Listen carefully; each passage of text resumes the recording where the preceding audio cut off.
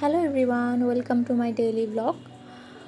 তো দেখো, আমরা সকালবেলা উঠে নাস্তা করে নিয়েছি। এখানে আদ্ভিক ওর মিমির সাথে কি বলছিল, খেলা করছিল।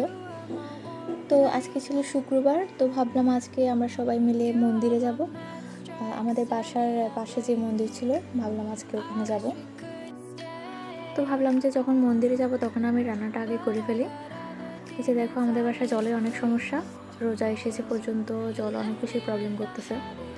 তো আমি এখানে ট্যাপটা বন্ধ করে দিলাম। এবার আমি কিচেনে চলে গেলাম, রান্না করব। আদ্ভিকে পাপা গতকালকে একটা দেশি মুরগি নিয়ে এসেছিলো। এখানে 1 কেজি মতো চিকেন নিয়ে নিয়েছি, আর পরিমাণ মতো লবণ, হলুদ এবং মরিচের গুঁড়ো দিয়েছি, আর জিরা গুঁড়া, ধনে গুঁড়া এবং পেঁয়াজ, আদা রসুন বাটা এবং দারচিনি, এলাচ এবং শেষে একটু তেল দিয়ে ভালোভাবে ম্যারিনেট করে নিয়েছি। আর অন্যদিকে চিকেনের জন্য আলুটা ভেজে নিয়েছি। তো দেখো, এবার আমি কড়াইতে পরিমাণ মতো তেল দিয়ে তারপর দুটো এখানে তেজপাতা দিয়ে তারপর আমি চিকেনটা বসিয়ে দিব। এবার একটু হালকা নেড়ে দিয়ে ঢেকে দিব। এভাবে কিছুক্ষণ রান্না করব। তো রান্না করতে করতে ভাবলাম যে ও রুমে গিয়ে দেখে আসি ওরা কী করছে। তো দেখো, এখানে আদ্ভিক মিমির কোলে শুয়ে আছে, আর কত যে দুষ্টুমি করছে, তার কোনো দুষ্টুমির শেষ নেই। সারাটা দিন অনেক জ্বালাতন করে আমাকে। তো এদিকে আমি বাইরে দেখলাম অনেকটাই বেলা হয়ে গিয়েছে, তখন প্রায় 12টা বাজে। তো ভাবলাম যে যখন মন্দিরে যাব তখন তাড়াতাড়ি সব কাজ শেষ করতে হবে। রান্না টানা শেষ করে স্নান টান করে আদ্ভিককে রেডি করিয়ে তারপর যাব। তো আমি চলে গেলাম আবার রান্নাঘরে। দেখো, মাংসটা ভালোভাবে কষাচ্ছি। চিকেন আসলে যত ভালোভাবে কষানো হবে ততই খেতে অনেকটাই টেস্টি হবে। দেখো, আমার চিকেনটা কষানো হয়ে গেছে। এবার আমি ভেজে রাখা আলুটা দিয়ে দিয়েছি, তারপরে জল দিয়ে দিয়েছি। এবার আমি কিছুক্ষণ এভাবে রান্না করব। ও রুমে যেয়ে দেখি আদ্ভিকের পাপা টিভি দেখছে। তো আমি ভাবলাম আমি তাহলে স্নানটা করে ফেলি। তো আমি স্নান করতে চলে গেলাম। এই যে দেখো, আদ্ভিক এখানে কি করছে, বসে আছে, ফ্লোরে বসে আছে। তো বলছে ওকে এখন কোলে নিতে হবে, কোলে না নিলেও রাগ করবে।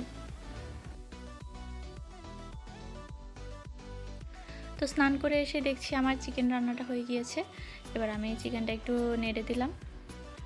তো দেখো, আমার ফাইনালি চিকেন রান্না হয়ে গিয়েছে। তো দেখো, তারপর আদ্ভিককে স্নান টান করিয়ে রেডি করে দিয়েছিলাম, যেহেতু মন্দিরে যাবে তাই স্নান করে দিয়েছি। তারপর আমরা রেডি হব। তো দেখো, আমরা সবাই রেডি হয়ে গিয়েছি, এখন আমরা বের হয়ে পড়ব। এই যে আমি আগে নেমে যাচ্ছি।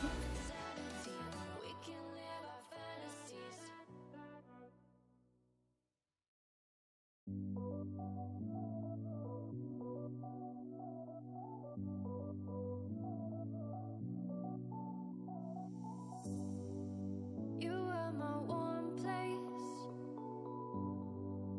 You are my matchstrike, set me ablaze. I wish we could stay, but I got other demons I need face to face. তারপর দেখো, আমরা রিক্সায় উঠে পড়লাম। এই যে দেখো, আদ্ভিক কত খুশি, ও রিক্সায় উঠেছে, অনেক খুশি। তো দেখো, এখানে আমরা একটু ভিডিও করছিলাম।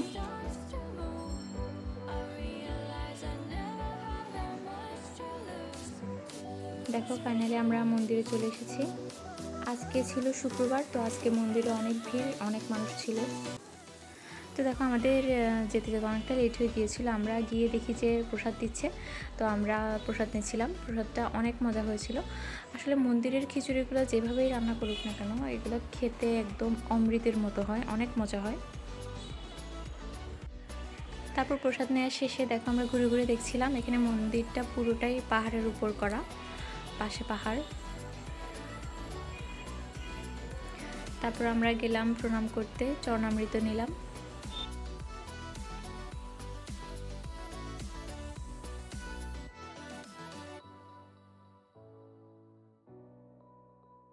তারপর আমরা মন্দিরটা একটু ঘুরে ঘুরে দেখছিলাম। আশেপাশে পরিবেশটা দেখতে অনেকটাই সুন্দর লাগছিল। মন্দিরটা পুরোটাই একদম পাহাড়ের উপরে করা। You can be more than just my enemy.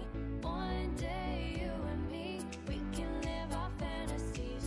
I want to believe we can rule the galaxy, move on from insanity. তারপর দেখো, এই গাছের ফলগুলো আমার বোন আমাকে দেখাচ্ছিল। আসলে ওগুলো ফল নাকি ফুল আমরা বুঝতেছিলাম না। আর দেখতে অনেক সুন্দর লাগছিল। We can live our fantasies.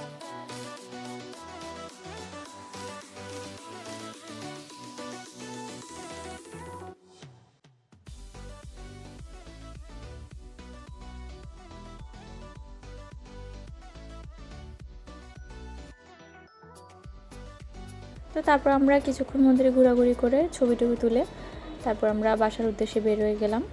এই যে দেখো আদ্ভিক মিমির কোলে।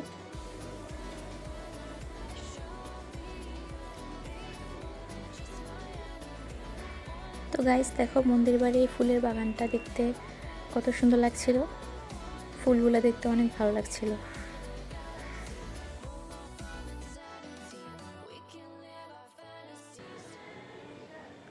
তারপর আমরা বের হয়ে রিক্সা নিয়ে নিলাম। এখান থেকে রিক্সায় করে আমাদের বাসায় যেতে 5 মিনিটের মতো লাগে। এই যে দেখো আমরা বাসায় চলে এসেছি। আদ্ভিক বলছে ও উঠতে পারবে না, আমাদের বাসা 5 তলা, ও মিমির কোলে উঠে বসে আছে।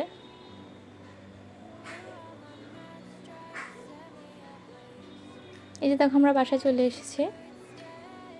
তো তোমাদের যদি আমার ব্লগগুলো ভালো লেগে থাকে তাহলে আমার চ্যানেলটিকে সাবস্ক্রাইব করে আমার পাশে থাকবে। Thanks for watching.